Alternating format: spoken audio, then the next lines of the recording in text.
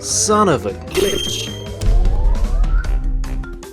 Crash Bandicoot N.Sane Trilogy. The much-anticipated remakes of the classic games from the PlayStation 1 era are now with us, and with those games come some surprisingly strange glitches. Maybe even more glitches than the original games themselves. So let's kick things off in the first game and that classic stage, Boulder Dash. In this stage, if you die after the last checkpoint, when you return to the part where the boulder drops, it now rolls a lot slower than it should do for some reason. This means Crash can easily outrun the boulder without even breaking a sweat. Now this is technically a glitch in itself, but the real glitch comes when you make it to the end of the stage and jump on the purple gem platform. Now there is some timing involved with this, but if you jump on the purple gem platform at just the right point, Crash will actually go through the rolling boulder, but that's not all that happens. If you keep holding down on the control stick to have Crash run towards the screen, eventually the boulder will hit Crash and then start floating off into the distance. You can see it glide majestically through a wall, and then I guess it's going back to its respawn point. Now the results may vary on this glitch, but this is pretty much the best version of it, so give it a try.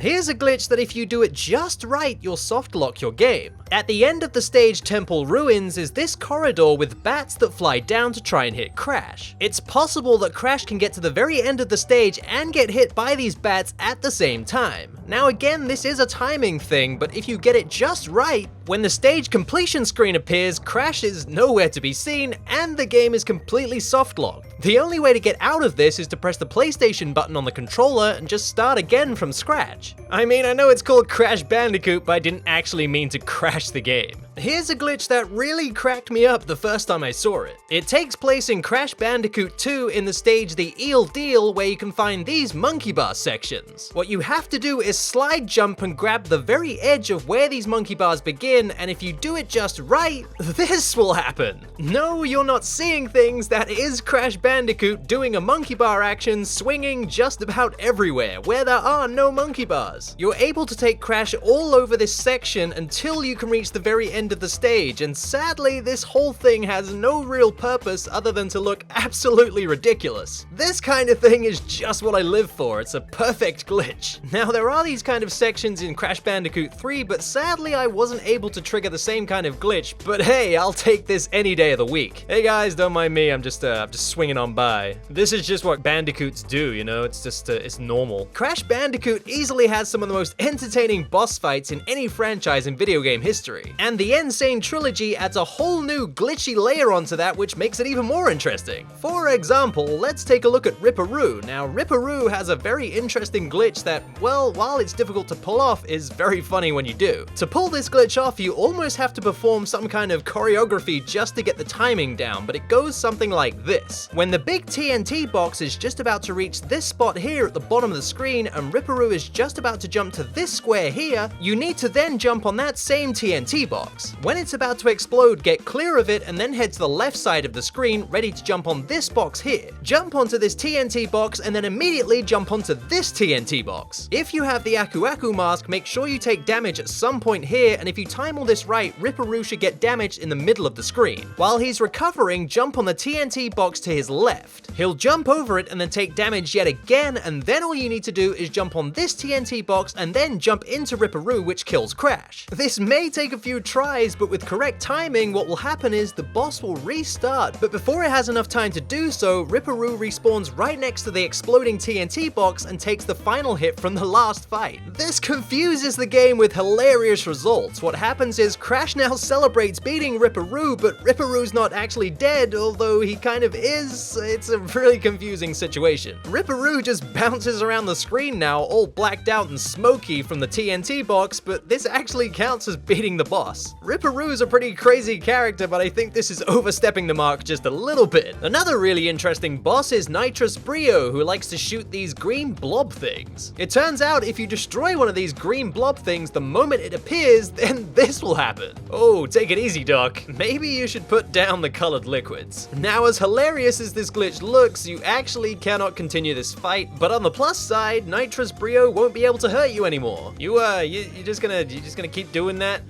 Yeah, Yeah, okay. In Crash Bandicoot 3, the boss N.Tropy also has a strange glitch. Sometimes if you damage N.Tropy and then fall into the void to lose a life, when the boss fight restarts, N.Tropy will be invisible and invincible. Naturally, this makes this boss fight impossible to finish, and also you can still get killed because it's Crash Bandicoot. Man, these games have some really glitchy bosses. Anybody who's ever played the Crash Bandicoot stage Road to Nowhere knows that it's pretty difficult. Well, here's an exploit from the original games that still works in the remakes. All you have to do to avoid the difficult platforming in this stage is jump on the ropes at the sides of each bridge. To avoid falling off the ropes, I'd recommend using the D-pad and just pressing up. When you reach the ends of certain bridges, I'd do these kind of jumps instead of jumping and just going full hog, because what's going to happen is you're going to find yourself falling off these ropes more than you're staying on them. It's one of the most useful exploits in the game, and I would abuse it as much as you can. Another thing you need a lot of in Crash Bandicoot is lives. Oh my goodness, you will need a ton of lives. Thankfully, glitches provide some useful ways of acquiring lives quickly. To even begin this glitch, you're first going to need the green gem, which can be obtained from the Lost City level of Crash Bandicoot. Once you have it, you then need to go to the Castle Machinery level, and there you'll find this green gem platform. Jump on this platform and it'll take you to an area with a ton of lives. Collect all the lives and then press start and exit back to the main map. All you need to do then is save your game and then reload that same save file, and then you can go back into the Castle Machinery level. All the lives will be back, so now just pick them up once again and keep repeating this process. Now this is a really quick way to pick up lives, but the glitch comes into play when you notice that usually you're not allowed any more than 99 lives. The game caps you at 99. But if you keep repeating this process, you'll notice that you're able to go way beyond 99 lives. I was curious to see just how high the lives would go, but I kinda tapped out at 274 lives. I imagine the most you can get is 999, but somebody'll have to test that out for me and let me know. In Crash Bandicoot 2, there's a great method of getting lives, albeit a lot slower than the Crash Bandicoot 1 method, but it still works. In the stage Behaving, just head to this pile of beehive, I guess it is, and then just stand in this spot and then simply spin. If you spin at just the right time before the bees are about to sting Crash, what'll happen is a bunch of bees will get killed in one shot, and this will generate an extra life. And you can basically sit here for as long as you like getting lives. And like I said, it is a lot slower than the previous method, but hey, you're getting free extra lives, so just go with it. While we're still in this stage, I want to talk about something to do with the pits in this game. Now normally when you fall down a pit in this game, you're supposed to die. However, if you jump down this particular pit, for some reason Crash is able to stay alive for a brief period of time before the game decides, oh actually yeah, you were supposed to die there. It also plays havoc with the lighting for the stage for some reason, but it's not the only one of its kind. If we head to the stage Unbearable, where you get to ride Polar, there's another pit glitch we can experience. If you purposely jump down this pit, sometimes you can get the game to freak out in a crazy way. Polar will continue running down the track so the camera is moving, and then suddenly Crash will raise out of the ground with his arms in the air. It's like some kind of crazy backwards roller coaster. Then Crash will get stuck on a ledge and the big polar bear will actually go through us, which is kind of weird and gross, and then suddenly this will happen. Crash will teleport and then get stuck in this animation pose, but there's more to this glitch. It may not look like anything's happening, but if we speed up the footage, we can actually see that Crash is rising into the air. And if you wait a good 5 minutes, Crash will eventually just disappear off the screen altogether. It's such a weird glitch, but it's definitely one of the most entertaining of the entire game. It's pretty difficult to trigger these exact results, you may have to try a few times, but it's definitely worth it. Anytime you get to ride Polar opens up a whole bunch of other glitches we can try out. For instance, in the stage Bear Down, if you ride Polar into one of these seals and Crash gets sent flying to one of these TNT boxes, if it explodes, it'll kill Crash in a strange way that when he respawns, he'll actually be taken off the Polar model and you're left with, well, this. I mean, what is this? It's kind of like Crash is riding a mechanical bull. The coolest thing about this glitch is you can still control Polar until you'll inevitably get hit by something and you'll die once again. This is just too weird. Oh, but it can get weirder. In the stage Totally Bear, if you grab the stopwatch and before the animation for Crash jumping on Polar happens, press start and then restart the time trial. If you get the timing just right, Crash will try to ride Polar, who's nowhere to be seen, and you'll kind of get stuck in this state. You can press the run button to do this, but there's not not really anything else you can do, but there is more to this glitch that meets the eye. If you keep pressing the run button, you'll eventually make your way to the door, and you can actually get outside if you're patient enough. I think you're able to slightly steer Crash to aim him in this direction, but I'm not entirely sure. When I finally managed to get Crash outside, he slowly but surely made his way to the water, and then when he got there, he fell and died. That was pretty much the moral of that story. Don't try to ride invisible polar bears, you will drown and die. And Polar will just kind of watch this whole thing happen, and thanks for the help there, bud. Seriously,